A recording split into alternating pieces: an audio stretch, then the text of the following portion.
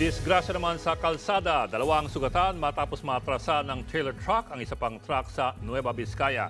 Habang sa Baguio City, sugatan ng isang rider matapos sumalpok sa closed van. Natong Frontline Report. Wasak ang motor na ito at nagkalat ang mga pyesa sa kalsada. Sa di kalayuan, wasak rin ang harapang bahagi ng closed van. Nagsalpukan ang dalawang sasakyan na yan sa Baguio kahapon. Isinakay sa ambulansya ang driver ng motor. Ayon sa Baguio City Police, nawalan ng kontrol ang closed van habang binabagtas ang pababa at pakurbang bahagi ng kalsada dahil sa bigat ng mga dala nitong parcel. Dahil dyan, napunta siya sa kabilang lane at saktong nakasalubong ang motorsiklo. Ayon sa mga otoridad, accident-prone talaga ang lugar.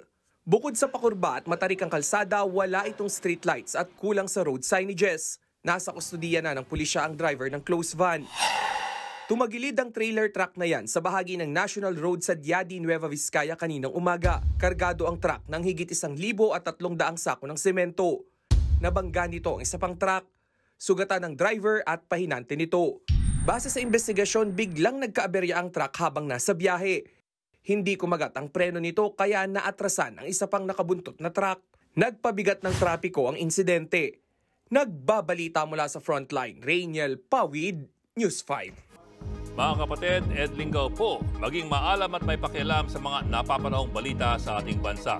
Para sa mas malalimang pagtalakay at paghimay sa mga issue at headlines, tumutok lamang at pag-subscribe sa social media pages ng News 5.